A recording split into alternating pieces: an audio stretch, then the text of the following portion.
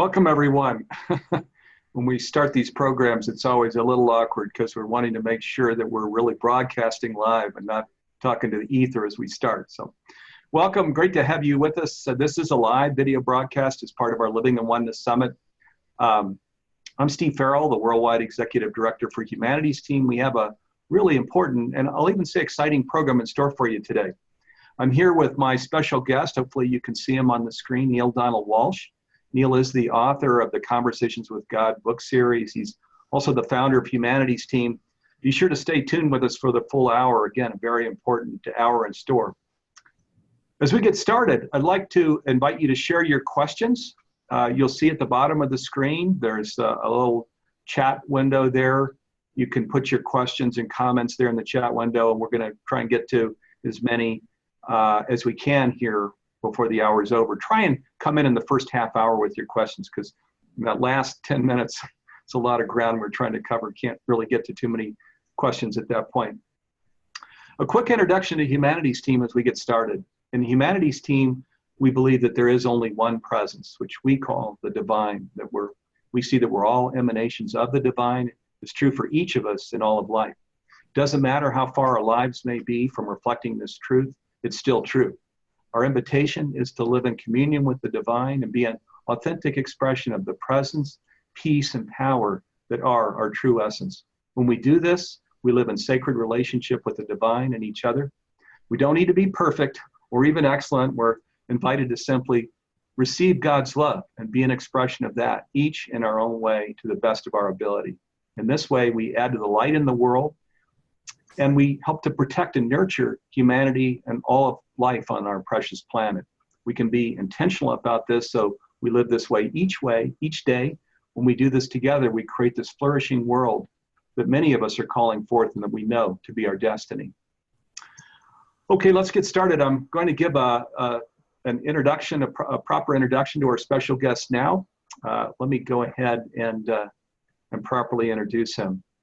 Neale Walsch is a modern-day spiritual messenger whose words continue to touch the world in profound ways. With an early interest in religion and a deeply felt connection to spirituality, Neale spent the majority of his life thriving professionally, yet searching for spiritual meaning before beginning his now famous Conversation with God. His With God series of books have been translated into 27 languages, touching millions of lives and inspiring important changes in their day-to-day lives. Neale is also, as I mentioned, the founder of Humanities team. Welcome to the Living in Oneness Summit. Neale, great to have you with us. Thank you, Steve. Those are very kind words for you to say. And by the way, what you said earlier in your introduction to the work of Humanities team, I couldn't have said it any better. Thank you for all that you're doing and for stating the intention, the mission, not only of Humanities team, but of humanity itself. So beautifully, just wonderfully stated. Well, thank you, boy. And we've been wonderful partners with Garth Catterall's our producer here, Christine Glenn, and many other leaders all over the world that have been part of Humanities team. And Neale, I remember back to 2003 as you were sharing here, Wilsonville, Oregon, when Humanities team was launched. And it was even more, it's less bleeding edge today, still a little bit, but very bleeding edge then, when we unveiled Humanities team to the world. It was quite a moment. It was an exciting time. And actually what I'm seeing is that more and more people are being drawn to this kind of work now as they scurry about, frankly, scurrying about both physically and mentally and spiritually at all three levels of our human experience, trying to figure out who we are, what we can do, how we can play some kind of a role, whatever it might be, large or small, in shifting the increasingly tumultuous global reality.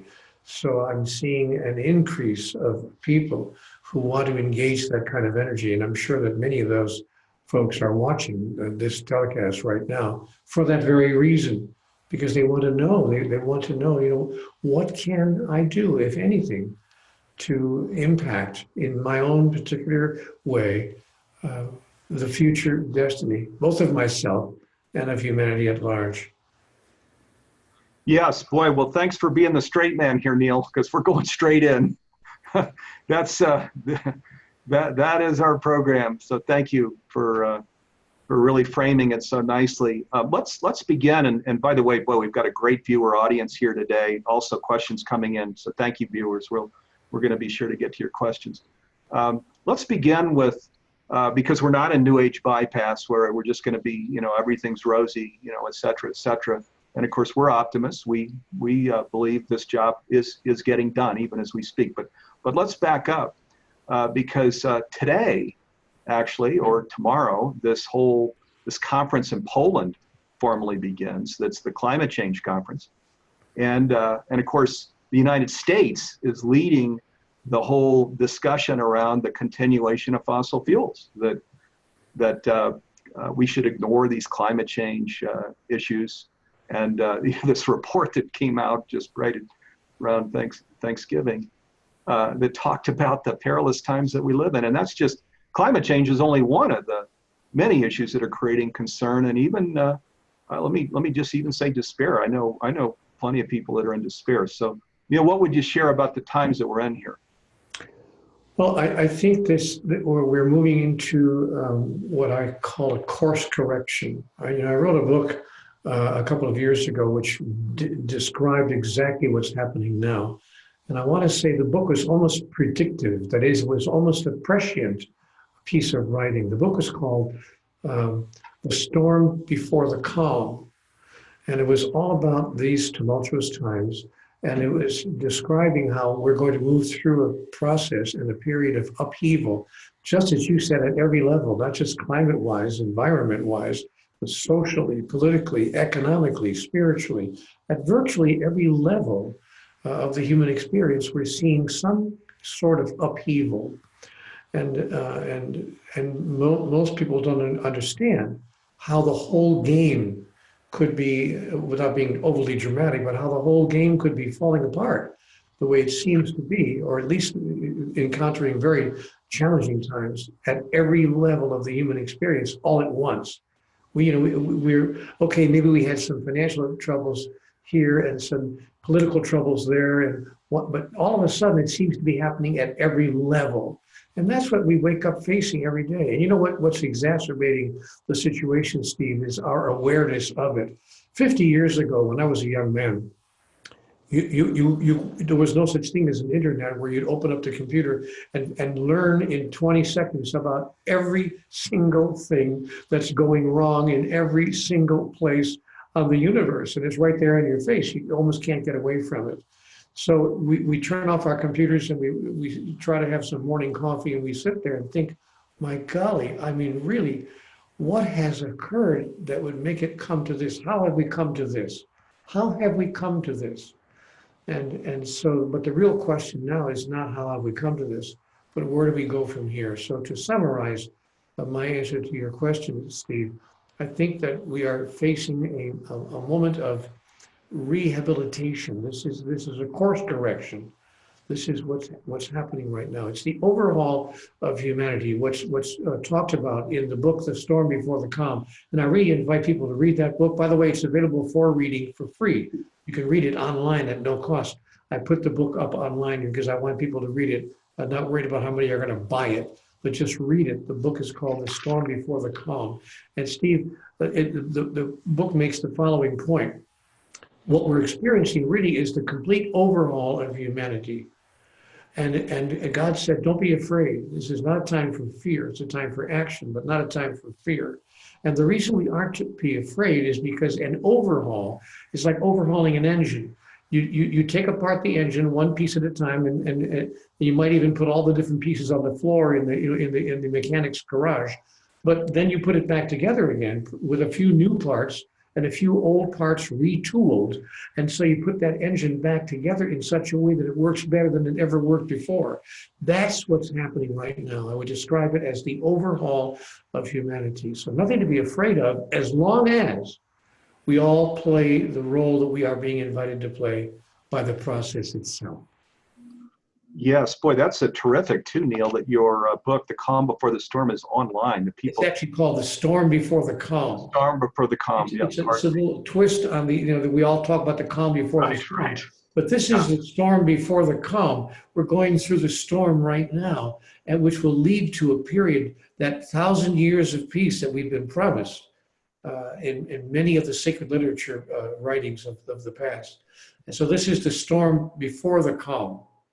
Yes, right. Thank you. Thanks for correcting that. So, boy, let's just jump in here, because even though there's hopelessness and many are in despair, including some really important leaders that I know that have said, we couldn't even have imagined. They looked at us in a small group here just a week ago, and they said, could any of you could even have imagined the outcome that's playing out today? And the answer from the group was no. I mean, we couldn't have imagined it. So, so here's the hopeful thing is oftentimes we've got to take the 3 steps back or 10 steps back to go the 100 or 1,000 steps forward, right? And isn't that likely what's playing out? It's smell the coffee time. It's decision point time. Yeah, it's true. We're certainly not doing the new age bypass. There's plenty of visibility of the regression or devolution or whatever we want to call it that's going on in the world. But that is to invite us in to what we're going to talk about, Awaken the Species, book 4 in Conversations with God, called Awaken the Species, which lays out so beautifully what our invitation is now as we're on this conscious evolution journey. So maybe we can jump in here, Neale, because you've got another, of course, all of the Conversations with God books. I'm going to come to a few others actually in this discussion too that I think are really quite valuable as we talk about this decision point moment in this conscious evolution journey. But maybe we can now come over to Awaken the Species and the amazing, really, insight, wisdom, the invitation that's laid out for everybody, really, to step into consciousness and to step into leadership. Let me just back up for 1 second and talk about a point that was made in the earliest Conversations with God book 1. It talked about this phenomenon, this energetic process called the law of opposites. And in book 1, we were told that the moment you declare anything, its exact opposite will begin to appear. Actually, it's always been there, but we become aware of it in the contextual field within which we live. And the reason that the law of opposites plays its effect in that way is that we can't really speak about moving in one direction unless we acknowledge that the other direction exists. You can't say, for instance, I am the light, if there's no such thing as the darkness. If all there is the light everywhere, then being the light has no meaning. So there is a process, an energetic process in the universe, actually in the cosmos, that causes a contextual field to be created that produces, in many cases, the exact opposite of what it is that we want to call forth. I bring that up now, Steve, because in most recent years, in the past 10 or 12, 15 years, we've seen an upwelling, an uprising of desire among the people to create a newer world, to use Bobby Kennedy's marvelous turn of phrase, to create a newer world. And of course, they killed him, and he died with those ideas in his mind and on his lips. But we have had this forward movement of people in the past 15 or 20 years wanting to create a new kind of human, a new way of being human. And as that desire has welled up among more and more people, its exact opposite has demonstrated itself as well. Now, I want to make one final point. That exact opposite always existed. We simply weren't made as aware of it as we are now. And our awareness of it has caused those people who agree with some of those points of view to support those points of view. So we have seen political, economic, social, and spiritual developments that have caused the opposite of who we choose to be to arise more profoundly and more powerfully in our immediate environment. And when that happens, we get to bless it. We get to say, now I see exactly what it is that I do not wish to experience and do not wish to promote and do not wish to create in my reality. And now I become very clear that I'm on the right path. So what Conversations with God Book 1 told us is you will know without a doubt that you're moving in the right direction when everything seems to oppose you, and that which is the other than what you had called forth begins to arise in your immediate environment. So I'm, frankly, in a kind of a strange way, very encouraged by what I'm seeing, because I'm seeing that it is awakening people. People are awakening. We are really awakening the species, given what's happening, as you mentioned, all around us, that is not what we want to see. And so we're being really shocked awake, and we're being invited now, one by one, to join a global movement to awaken the species, to self-select, to become one of those people who choose to move forward with a new idea of who and what we really are, and place that idea into the space of life by demonstrating it. Steve, one last sentence, if I might. By the way, it's dangerous to give me a microphone because I will not stop talking, but I'll give you one last thought about this, is that the opportunity is for us, each of us individually, to demonstrate, to be a model, to be an exemplar, to be a living, walking, breathing representation, a representation of what it is we choose humanity to be about. We have huge decisions that we're now about to make as a species and as individuals. Who am I? Where am I? Why am I where I am today? And what do I intend to do about that? And if each of us watching this program right now makes a singular individual decision and a singular individual commitment to join in the process that we're now describing, we can turn this ship around, and we will.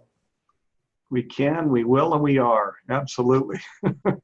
Boy, beautiful, Neale. Thank you. And I was thinking, I don't want to be kind of ping-ponging around too many directions, but I was thinking about the little soul in the sun, which you were talking about, the law of opposites, which just in children's language so beautifully shares that, of course, you're surrounded by darkness. How can the light be without darkness? So as you mentioned, there's actually, you could even call it's an auspicious moment in the sense that this is why we've embodied, is to be here in the darkness, to be the light, each of us in our own way. Yes, that was what I was getting to in the introduction, was that everybody here, because Neale and I aren't trying to do an Oprah show here at all. This is not about entertainment. Humanity's Team isn't about entertainment. This is a call to action. Let's be very clear. I think Neale was clear about this. This is a call to action. This is the big invitation. And I think all of us probably are on the path. We're on that conscious evolution journey. That's why we're here. But it's time to, you could raise the bar, up our game, many ways to describe it. So we're going to talk about lots of ways to do that. When the darkness appears, as it now seems to be arising all around us, we are reminded of the words of someone who several thousand years ago gave us our sense of direction. He said, "Raise not your fist to heaven and curse the darkness not, but be a light unto the darkness, that you might know who you really are." And that's the invitation in one sentence. Yes, it is. Beautiful, Neale. So let's talk about Awaken the Species first. And again, this is probably many of us have read the book. It's book 4 in Conversations with God. It's called Awaken the Species. And it talks about the third invitation, which is to awaken the species. And then let me just read from a little section here from the book as it talks about awaken the species, Neale, then maybe you can just share a little bit.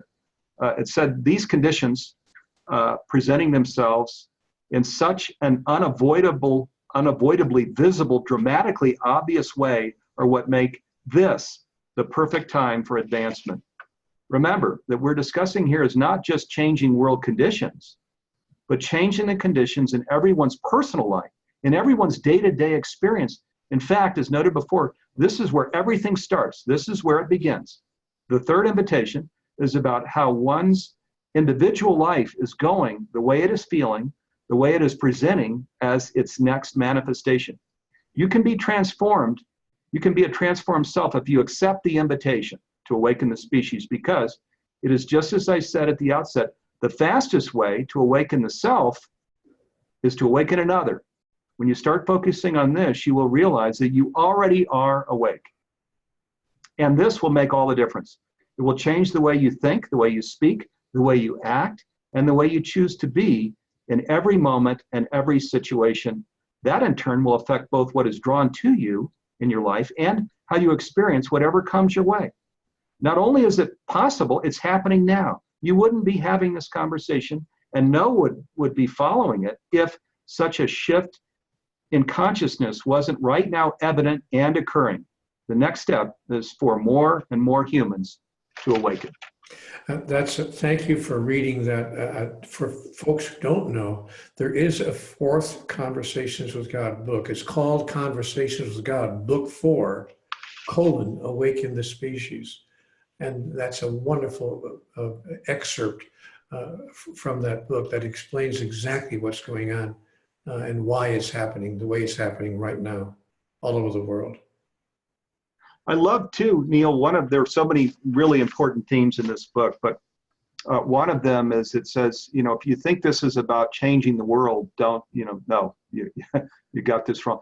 This is about you really living into these messages, the unity of all of life, into presence, into divinity itself, and you becoming transformed, and then, of course, taking action in the world that you're called to. And living it very honestly, not trying to suggest that you're walking on water, unless you are. Most of us are not. But just being very honest and authentic about our own conscious journey. And then the interesting thing is it says, and if you do that, then you actually might change the world, especially where you're doing it with others. Yeah, it's a remarkable process. You mentioned a couple of times the third invitation. Let me just contextualize that for the audience who may wonder, where is that coming from? We were given 2 previous invitations in the earlier Conversations with God books. God was inviting all of humanity to do 2 things. 1, change the world's mind about God. That was the initial invitation, and a very powerful invitation. For goodness sake, if you don't do anything else, change the world's mind about God by changing your own mind about God and living into that change. The second invitation was to give people back to themselves, that we could be living, breathing representations of the divine, and give people back to themselves by our very presence in their lives. And I thought that was really the total, how would I put it, the total mission that humanity was being given in the Conversations with God books. Then along came Book 4, which, by the way, for those who don't know it, is a brand new Conversations with God book. It's a brand new dialogue book. It's only been out about 1.5 years. And so it's not, one of those 10-year-old books. It's a brand new book that came through in 2016. And in that book, we were told, okay, there's a third and final invitation. This is the third invitation. So the invitations are: 1, change the world's mind about God. 2, give people back to themselves. 3, awaken the species. Excuse me. And I sat back and I thought, wow, awaken the species. Wow, that, not too big of an order. And God said, actually not. It's much simpler than you think, much easier than you think. All you have to do is be an exemplar, be a model, choose to self-select. No one's going to appoint you. No one's going to come along and knight you like being knighted in the field by King Arthur. No one's going to knight you or appoint you or give you the mission. You must self-select. But if you choose to select yourself to be one of those who advances his own personal evolutionary process by changing your own experience of who you are and how you express your true identity, if you choose to be one of those people, I promise you, you will touch and affect and impact the world in such a way that the snowball starts rolling downhill and we have global change. Yes, amen and amen. And that is absolutely what's happening now. And I believe with all of who I am, and I know you do too, Neale, it's our work, that this is happening now. Where, as the book says, we're one decision point away from creating this conscious world, this world that we've been calling forth for generations. We're one decision point away, and it's happening now. So we're, more discussion about just the role that each of us can play. But let me just bring in here. I'll read something beautiful from Awaken New Species that talks about the whole aspect of being conscious. But it's a beautiful thing, isn't it? Where our life is now this this communion state with the divine and life. Neale's, I wanted to mention two other books that came out, some time ago. One's called Friendship with God, and another one's called Communion with God, that talk about how, that we're a part of the divine. Of course, we're emanations of the divine, and the process for just becoming really close to God, to the divine energy of the universe in our everyday living. And then to be, kind of a lighthouse, because we're all a beautiful expression of that as we tighten and get closer in that relationship. Let me read something here that describes it. It says, now you have known the power and the glory of being divine through the freedom and the will to be divine. This is divinity expressed, not simply bestowed. This is godliness experienced. And that has been my purpose in creating life itself. Therefore, judge not and neither condemn. Be a light unto the darkness, that you might announce and declare, express and fulfill, know and experience who you really are, all caps. And that all others whose lives you touch might know who they really are as well by the power of your example. Is this not what all masters have done? It is because they live in the knowing that they have nothing to lose by being good and kind and caring and compassionate and unselfish and giving and accepting and unconditionally loving in every instant of every moment of every circumstance or situation. And what's required for people to step into that kind of demonstration is to suspend disbelief. What we have to do is, because this is not easy. I'm not going to pretend, let's go out and do this as of tomorrow morning at 9 o'clock. We'll all do that. It's not that simple, because we're looking, as we mentioned at the earlier part of our telecast, we're looking at a world that is exactly the opposite of what we're now talking about. So what we have to do is not believe. People say seeing is believing. It's just the other way around. Believing is seeing. What you believe is what you will ultimately create and what you will ultimately see in your universe. So we have to kind of look into the face of what's now happening around the world and deny its reality, at least to the extent that we say, I don't embrace that as part of my own reality, and I'm going to demonstrate the opposite of that. And if enough of us make that decision, and we're seeing that kind of thing right now in the climate change. You mentioned the climate situation a little while ago. We're seeing people all over the world now starting to stand up and say, wait a minute, just 1 minute. We need to start taking action about climate change. And people are beginning to have a new idea about that whole topic, as well as the other social, economic, and spiritual conversations that are occurring all around the world. So what I'm trying to say is that what we have to do in order to embrace all those wonderful words you just read out of the dialogue is we have to look at the world as it is right now and say, no, thank you. It's there. We're not pretending it's not happening. This is not, like you said, this is not a new age bypass where we pretend it's not happening. We see that it's happening, but we choose to create its exact opposite. We choose to implement the law of opposites and be a demonstration of it, and not be bowled over by or discouraged by what we're seeing all around us.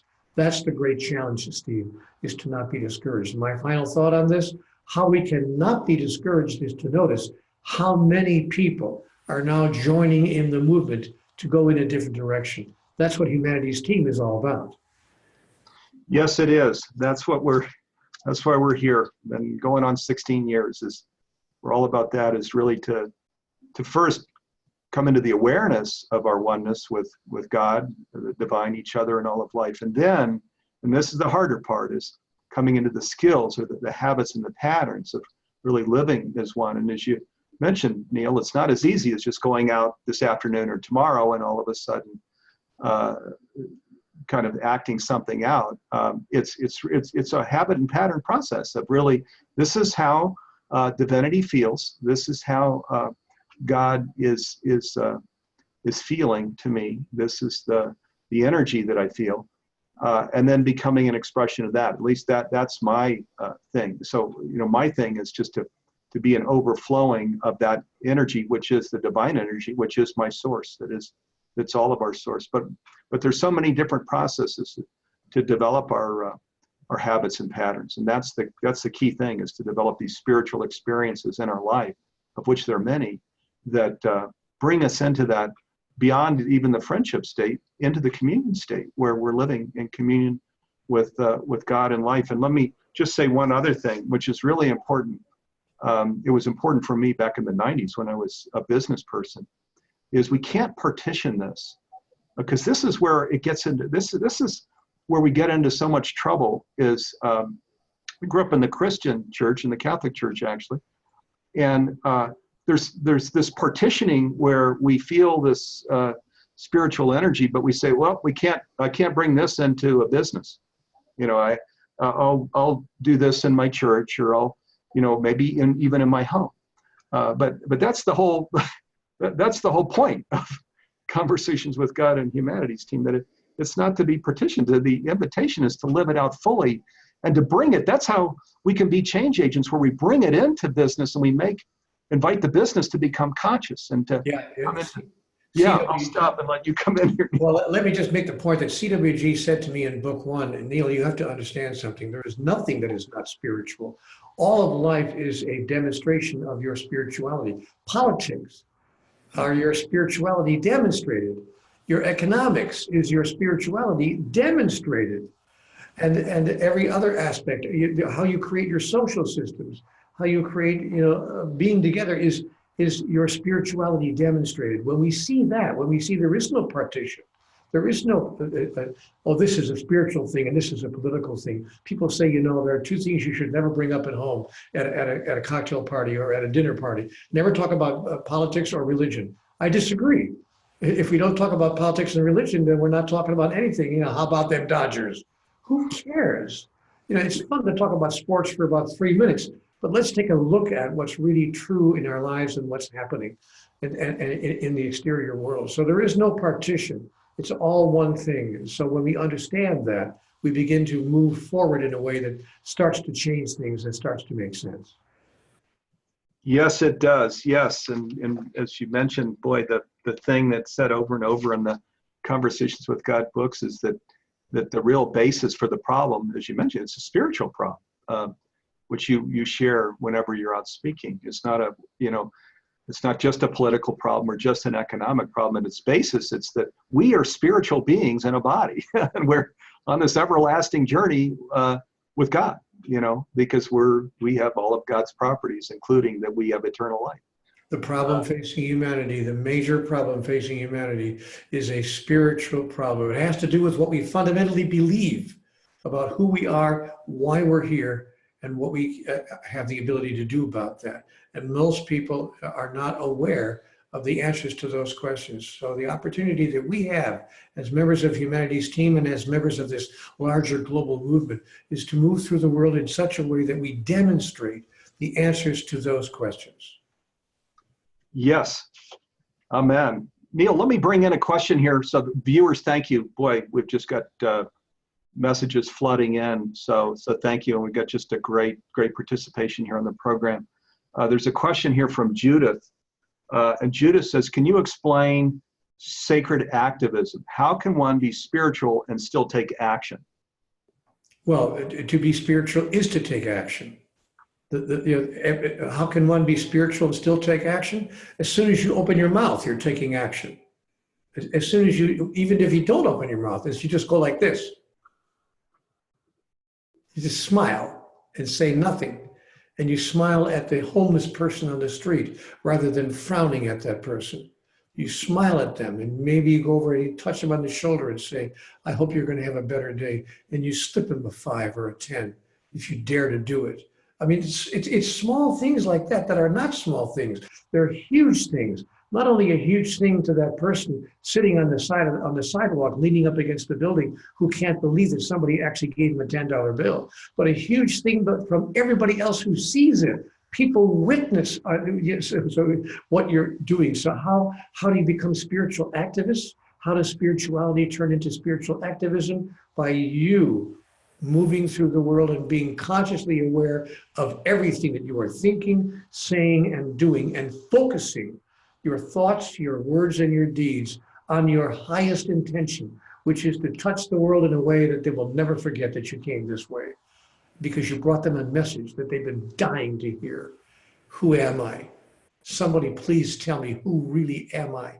Why am I here? What is going on? And how can I play my important role in shifting the process to produce the outcomes that I most desire?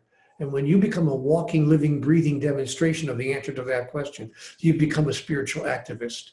You don't have to join an organization. It's wonderful if you want to join Humanities Team, but you don't have to join an organization or go to lectures or read books or take workshops or do retreats. You can do those things, and there are programs that have been designed to help you. But what really is important is to make an inner commitment. So how do you change your spirituality into activism? By simply committing to be a walking demonstration of the highest beliefs that you hold in your soul. Yeah, boy, thank you, Neale.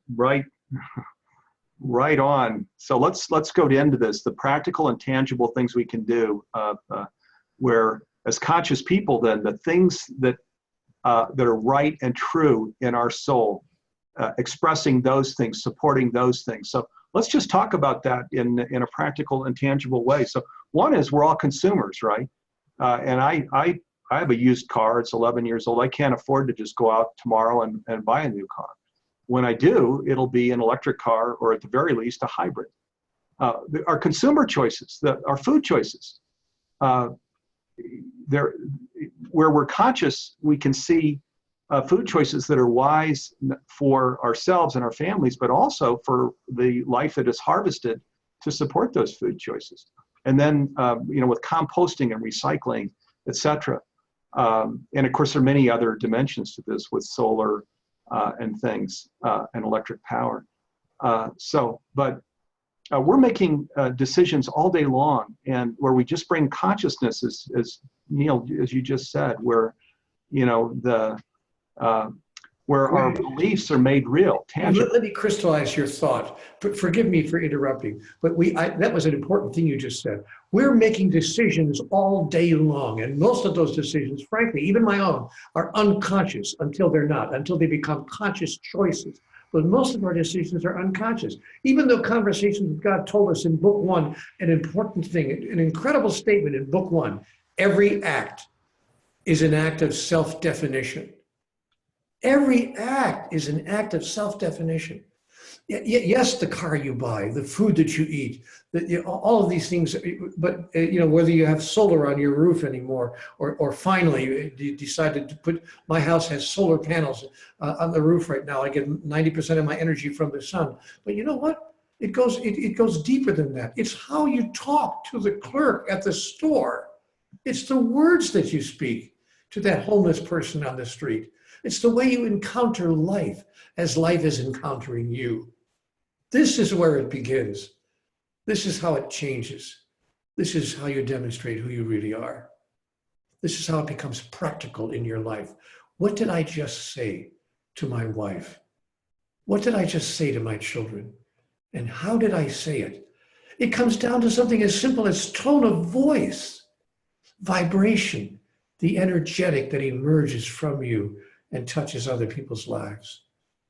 Listen, I don't practice this at the level I wish I did. I'm about 10 or 15% there, but I'm deeply concerned and urgently asking all of us, myself included, to let's all go to the next level. And as you begin to shift the energetic of what you're presenting to the world, you'll find yourself automatically eating the foods that make sense to eat, buying the things that make sense to buy, and acting in a world that supports life itself and our highest idea of who we really are.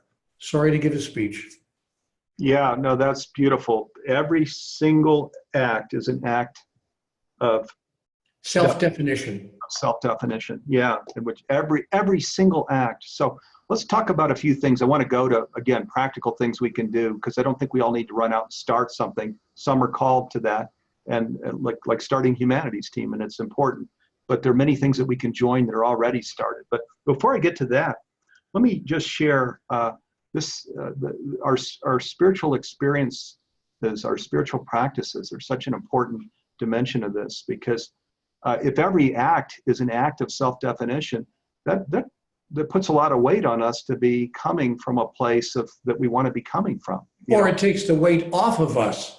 Yeah. It doesn't put a lot of weight on us. This is called enlightenment. Right, When we right. see that every act is an act of self-definition, we suddenly realize how easy it really is. Oh, I didn't realize. I thought I had to go out and start an organization. I thought I had to go out and write a book. I thought I had to go out and give sermons or do whatever I had to do. And the truth is, no, it's really very simple. So it's not a heaviness. It's a lightness that we see. Oh, it's really that simple. It's how I walk down the street this afternoon. And the energy I share with the post office guy behind the counter, oh my goodness, I wish someone had told me 20 years ago how easy this really is.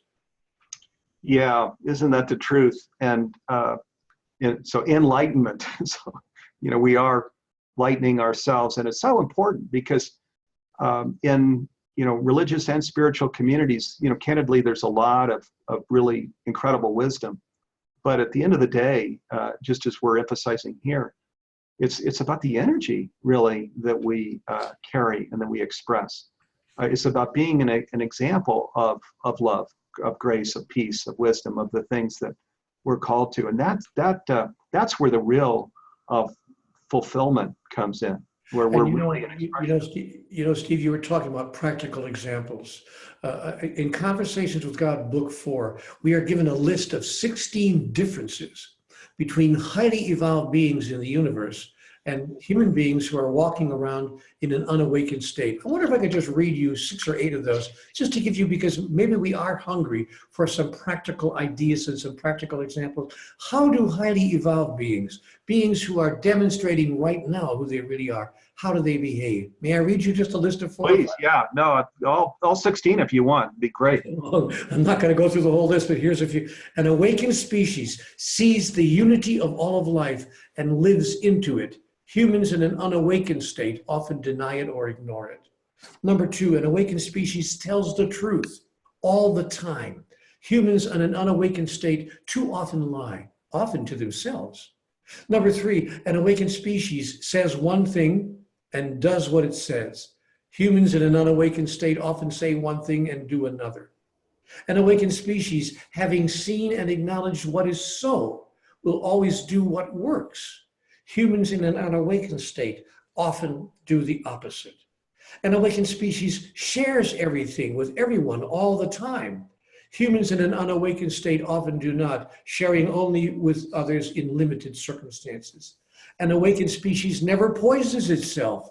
Humans in an unawakened state often do so. I see people poisoning themselves every day with what they're eating, smoking, drinking, or whatever. An awakened species never competes. And I don't mean friendly competition like a game of golf, but you know what I'm talking about, the kind of vicious competition that we're seeing between companies and now even between countries. As we're sitting here right now, global trade wars starting to emerge. Humans in an unawakened state often compete with each other because they think there is no other way to produce and to gather what it is they really want. So they think competition is the way to do it. An awakened species is clear that it needs nothing. Humans in an unawakened state often live in a need-based experience. An awakened species expresses and experiences unconditional love for everyone. Humans in an unawakened state often cannot even imagine a God who does this, much less do they do it themselves. And an awakened species has harnessed the power of metaphysics. Humans in an unawakened state often ignore it. The list goes on. Folks, if you want to see how this can be applied in life, grab a copy of Conversations with God, Book 4, because it not only lists these differences, gives us a practical list, but one chapter on each of those points on how to make it real in your daily life. The book is called Conversations with God, Book 4, Awaken the Species. It's a handbook, just what you've been looking for. And then check in with these marvelous programs that are being offered to you by Humanities Team, because Humanities Team, which Stephen and I, whoever calls you Stephen, but I do once in a while, which Stephen and I created almost 16 or 17 years ago, is an opportunity for you to join with people around the world, to hear from people all over the world, to take programs Steve is going to share with you some of those opportunities in just a moment that will bring you closer and closer and closer to actualization. That's what we're talking about here today. I'm going to say my final word on this subject. This is not just about inspiration, not just about explanation. This is about actualization, moving from understanding to knowing to doing in your daily life. Yes, it is. And we'll be talking, thank you, Neale, and we'll be talking here in a little bit about transformational education programs that bring us straight into self-realization. And in fact, even a program in January on conscious leadership that was created candidly last minute because of all of the things going on in the world and increasing numbers of people coming to us, sharing, I'm losing hope, and many even saying, I'm in despair. And we realized, wow, okay, it's time to go. This is the time to really turn it on and turn it up. And that's what we'll be doing with this conscious leadership program. I'll tell you about in a little bit here in January. But there are many other things as well. There's Global Oneness Day, programs such as this with Neale. And these programs, these weekly programs, of course, are free. If you miss the program and you're registered, you can listen at your leisure later. But it's all about first creating the awareness of consciousness, of our oneness with God, each other, and all of life. And then about creating these habits and patterns, these processes for living it. And these 16 examples that you just read, Neale, boy, these are for the refrigerator. It even says right before in Awaken New Species, it says, you may want to memorize this, or at the very least, put it in a place where you will see it often. Yeah, you all might want to, you can Google these. I know you can find all 16 on the internet. Google them, print them out. They're beautiful examples of what highly evolved beings do, and which is what we're being invited to now. This is when we talk about our journey into conscious evolution. It's about, this is what conscious evolution is, right? Is becoming these things. There's an opportunity here that's before us that most people, I think, are not aware of. I don't think they see themselves as playing a central and pivotal role in the next step that humanity is being invited to take. And that's the opportunity, and that's the invitation. Oh, and by the way, in case you think you happen to be watching this program by coincidence, by chance, by happenstance, think again. I want you to consider the possibility that your soul knows exactly why you were brought to this telecast right now.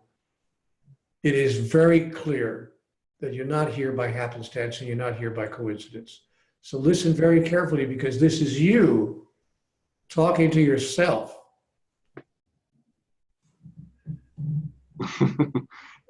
Yes, it is. I'm just looking at viewer comments here. Neale, sorry for the pause there. And again, boy, thank you to viewers. There's just things that have been flooding in here. There's something from L. Cross. It says, I have not found it to be easy, in spite of being in the world as you described, the spirit of beingness I was clearly born with, and asking God from a young age to use me for the highest good in each instance. For the last 13 years, when I embarked on a passionate, heart-centered endeavor, I thought I was calling forth. I have experienced nothing but seeming sabotage by God through apparently wonderful partners who turned out to be betrayers, vicious competitors, and even sociopaths. At 62, I can't even find a belief in me anymore that God wants me to succeed in giving of myself to anyone, anywhere. It's deeply, profoundly discouraging. I suspect L. Cross is speaking for some others, Neale, so I wanted to bring that in. I'm going to invite you to look at the example of a man who wound up hanging from a cross. He wound up with a crown of thorns on his head. He had the exact same experience you're talking about. A person in his inner circle betraying him, what was his response? His response was to declare and to announce, to demonstrate his true identity and who he really was. So I want to suggest to you, I'm not surprised to hear you say what you're saying, but the opportunity that's before us is to use that. Pick up a copy of The Storm Before the Calm. It's on the internet. You can find it on the internet. You can find it at cwgconnect.com. I want to invite people to go to cwgconnect.com, where you'll find a lot of this information free for the asking, including the 16 differences, the list we just read, and the entire book the storm before the calm. So I'm not surprised to hear you say what you're saying, and I understand how you could be discouraged. Totally understand how you could be discouraged, but discouragement is the opposite side of the coin of encouragement. And I want to say one last thing about that. My friend, to the best students go the most difficult lessons. So I see that you have been chosen, you have been nominated, you have been noticed as one of the best students. You've been wanting to serve humanity and do what's best for our world since you were a young person. You just told us that in your commentary. And so, but what's happening right now is simply evidence that the universe understands that and is giving you opportunity after opportunity after opportunity to demonstrate it again and again and again in the space of the opposite of what it is that you wish to experience. So learn about the contextual field, and then you will learn how you can use the power of metaphysics to cause that contextual field to work more fluidly for you rather than against you. Amen. And there's somebody, Beatrice comes in with the point that you're making here, Neale, that energy that arises when we feel betrayed can be turned around and used as for incremental love, which is you mentioned, boy, talking about a way show or Jesus of Nazareth, huh?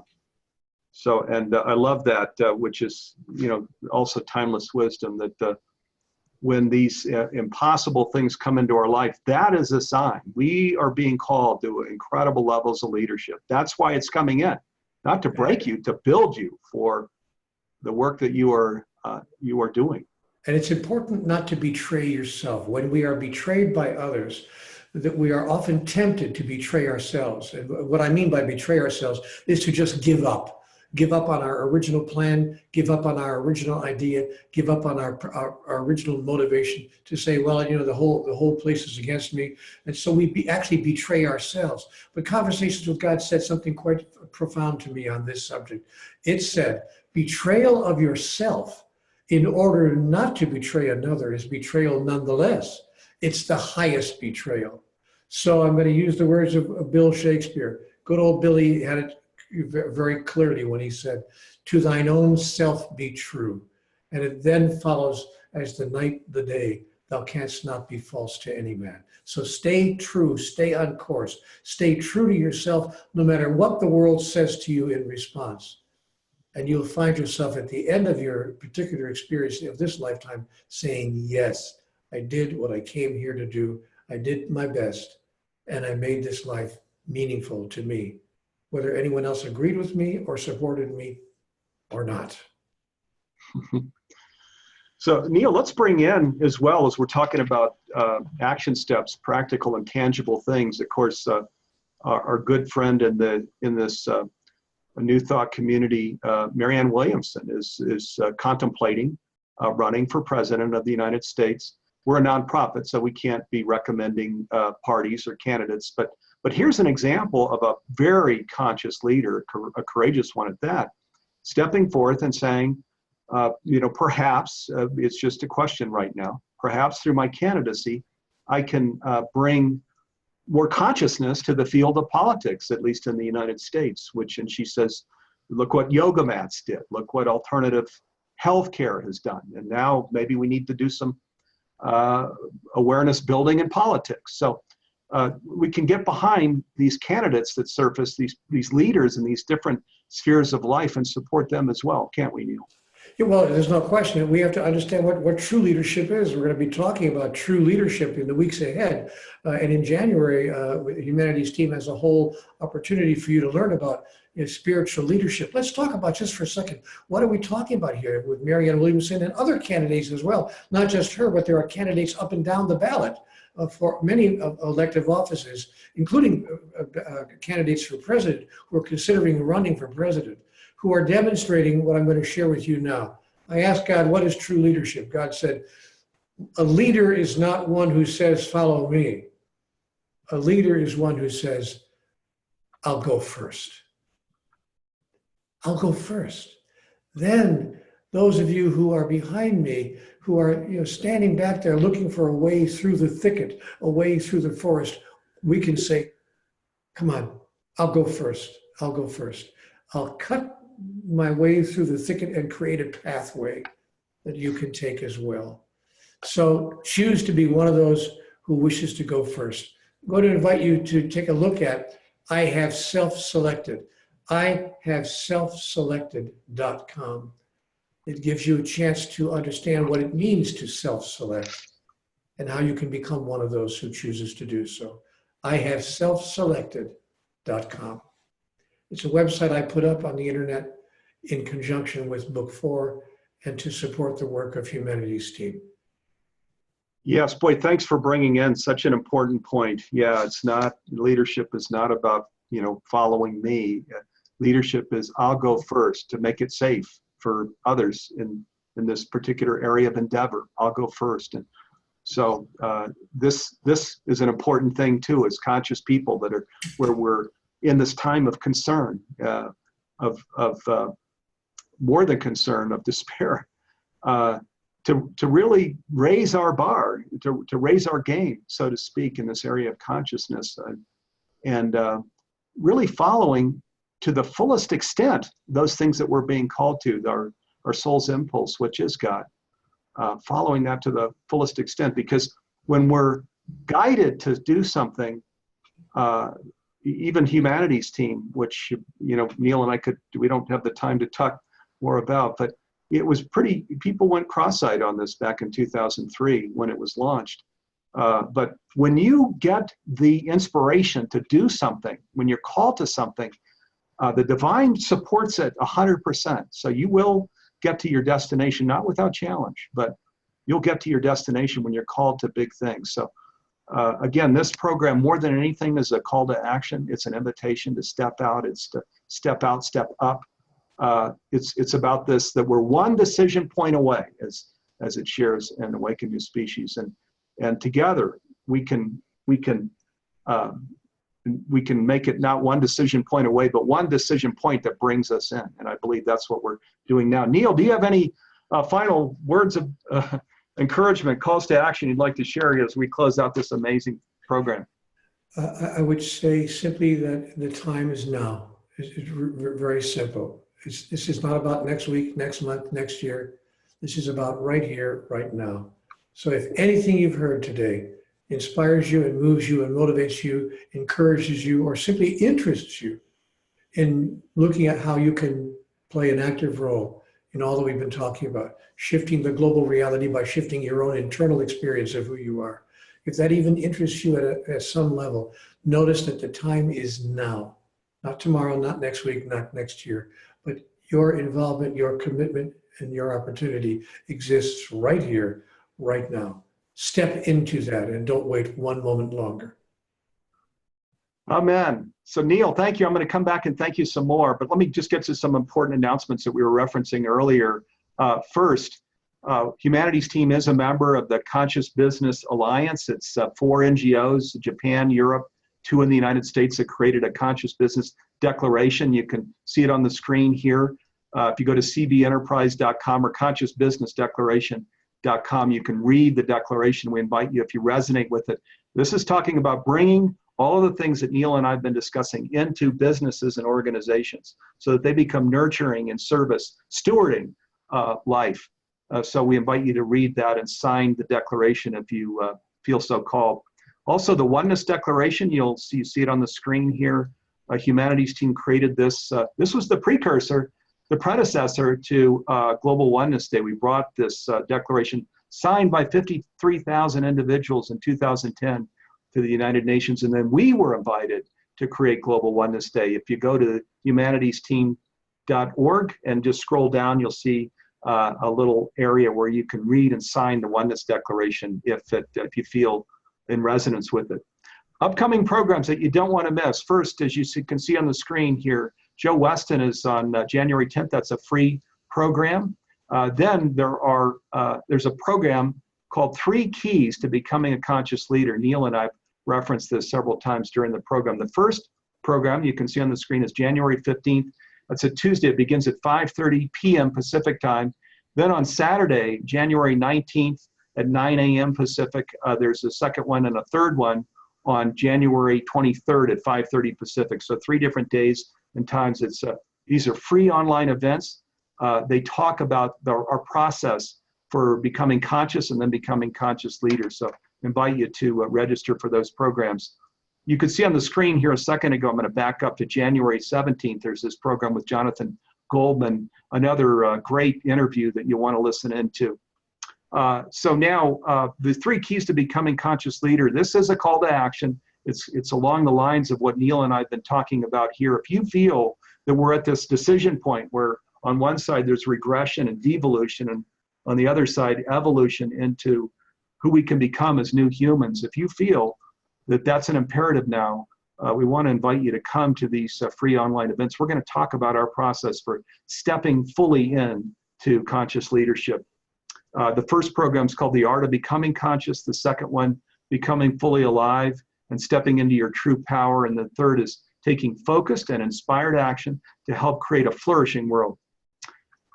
So we'll hope to see many of you during those programs and these other interviews that I shared up as well. You can see on the screen here, Heather Elizabeth is another interview in January.